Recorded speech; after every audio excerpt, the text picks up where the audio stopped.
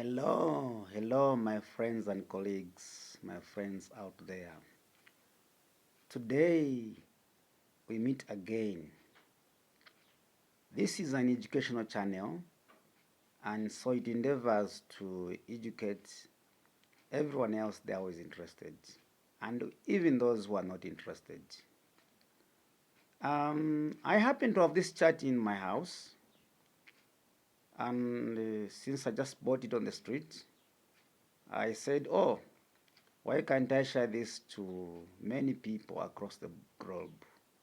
Because some people may not have access to this wonderful information, and yet these people might be facing an exam ahead of them.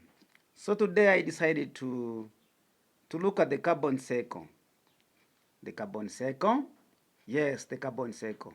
So basically, carbon is an element on the periodic table. So if you happen to have a periodic table somewhere nearby, just check around, you find it is there actually. But apart from being on the periodic table, it is actually in nature. And this diagram is there to show or to illustrate how carbon moves.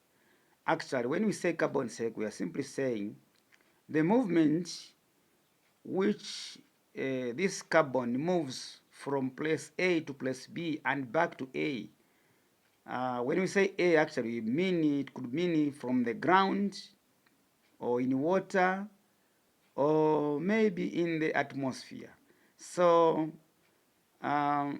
let's begin from the atmosphere. So here you can see that there's carbon in the air.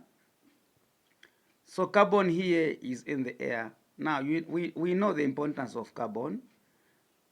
Basically, carbon is not just carbon itself. Carbon is in many compounds because carbon has got the ability to form chains, long chains with other elements. So in this case, carbon here is in the carbon dioxide that is here that you can see here. So in the atmosphere, there's carbon dioxide. I'm sure it's about 0.03% carbon dioxide in the atmosphere. So if you Google a little, you find that it's about that percent. Other gases like nitrogen 78 and oxygen about 21%. So here we're talking about carbon dioxide. So the carbon dioxide moves when it is in the atmosphere. It is attracted to plants. So the plants will pull it here. That's why I see this arrow here. So the plants or the trees will get this carbon dioxide, convert it to maybe through the processes that go on there, the likes of photosynthesis and respiration. It will be the end result of oxygen. So the carbon will be converted into oxygen. That is after some reaction or processes there. But this carbon again, before it does some reaction, as you can see this arrow, these trees will rot or they'll die out, and when they die out, they will be part of the manure which the grass is going to use for these animals. You know, the animals, the cows, they eat grass, and in the grass there is carbon, and through their respiration also they produce carbon dioxide, and it goes back to to the atmosphere. So in the carbon dioxide there's carbon there actually. So this is what it's trying to illustrate here. Again, at the same time, this carbon dioxide, as it comes into the water, it might be attracted to organisms that use it, and these organisms that use it might also eat other organisms that use carbon dioxide, and in the end they might rot and or decay, and as it decays, it may go up in the atmosphere, forming a circle. So basically, this is the natural way in which carbon dioxide moves, or the carbon itself moves. Somewhere down here, naturally, there are rocks that are found in here. Those rocks contain carbon, the likes of coal, natural gas. They are all full of carbon. And when minerals or mines are constructed here, as you can see there, these they extract carbon, and this carbon is used in the burning of these important minerals, the fossil fuels, the limestone, the making of cement also uses carbon, and this carbon goes up there through the process of combustion. So this is the artificial way of the artificial way in which carbon moves from the ground through the factories up to the atmosphere. So you can see it's a process, it's an artificial process. So this forms the part of the carbon cycle. Also, if you check there, there's carbon dioxide here because of other processes that go up there. And in the recent past, there has been the issue of global warming.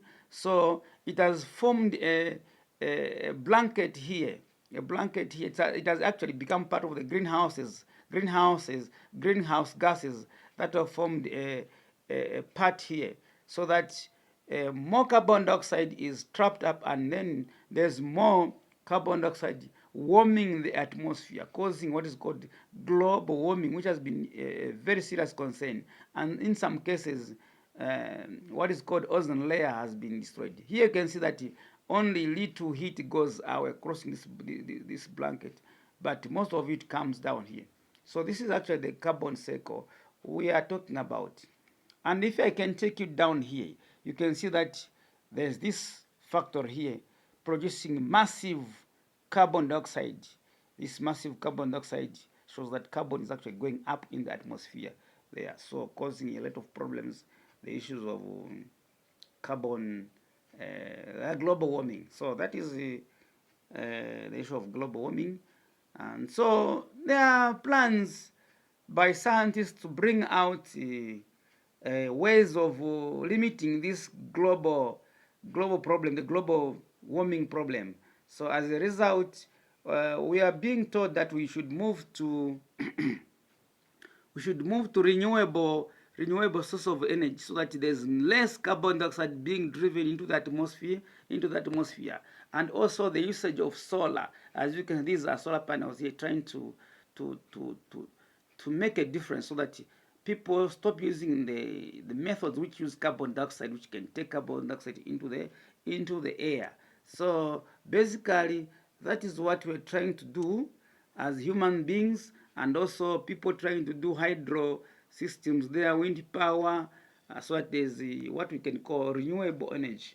As you can see from this chart down here, part of it, if you can come down here, you can see that which countries can produce a lot of energy. You can see that there's Europe and some USSR there. You know, I'm talking about Russia here and the other countries there. 24%, Western Europe, we have 15%. I'm sure by now these things have even increased by some other figures there. These were can you imagine, these were in 1980. So it's a serious concern. And if you look down there, trees are gone. That's a crisis. So because of that, the carbon cycle is causing us problems. But however, scientists have come up with solutions so that we can have this problem. And right now, as I'm talking now, we are in the advent of making the electric cars. Our cars now don't have to use to use fuel. I mean, the fossil fuels. So in the end, we are now going to use the electric cars, the batteries, which do not produce a lot of energy. Okay, guys, if you like this video, subscribe to the channel and wait for more videos of this nature. At least you've gotten something here, because yeah, there's carbon cycle is part of our learning here. So I hope you've gotten something. I'm sure it has made a day for you. Please subscribe, like, and share this video so that others can also benefit. By the way, we shall meet again when I bring another topic. Just for using this same chart, I think it has got many other things that you might enjoy. Okay, guys, goodbye for now. See you next time. Bye.